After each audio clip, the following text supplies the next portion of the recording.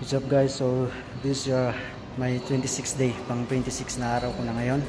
Bali 4 weeks to my training. Yung dating pinost ko is 2 weeks or around 11 days yung post ko. So ngayon after 4 weeks, exactly 26 days, i-check natin yung result.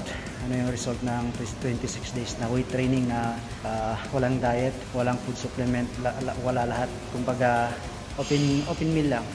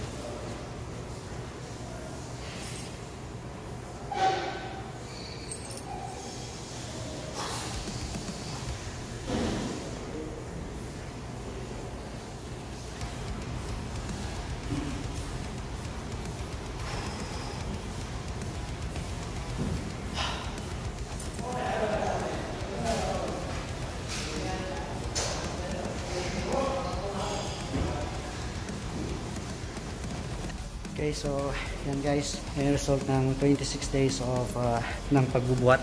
So ayun, yung training ko is first week basic to intermediate, and then second week is parang advanced level 1, and then the second week and third week medyo na-increase ko yung intensity. Nag-add ako ng weight, same exercise. Nag-add lang ako ng sa second week and third week, nag-add lang ako ng tagi-isang exercise sa each muscle group. So yan ang result ng 4 weeks, 26 days.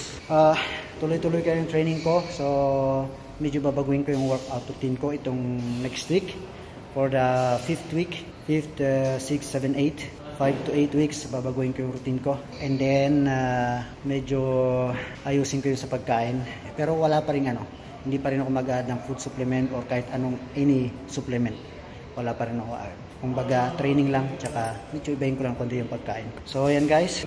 Pero yung tong 4 weeks, susunod na 4 weeks na to is medyo ayusin ko yung pagkain ko. Strict calorie diet ako. Yun ang gagawin ko for this next 4 weeks. Tsaka ako yung update ko mangyayari. Pero sa pagkain, walang bawal sa pagkain. Kahit anong gusto kong kainin, kakainin ko.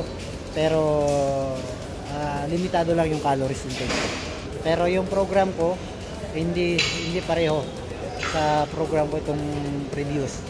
Ang magiging workout program ko is medyo mas mataas pa yung intensity niya. So siguro program ko is may mga superset, may mga drop set na mga exercises na gagawin. Okay? So yan guys, after 4 weeks, update ko kayo ulit sa result. Okay? Thank you.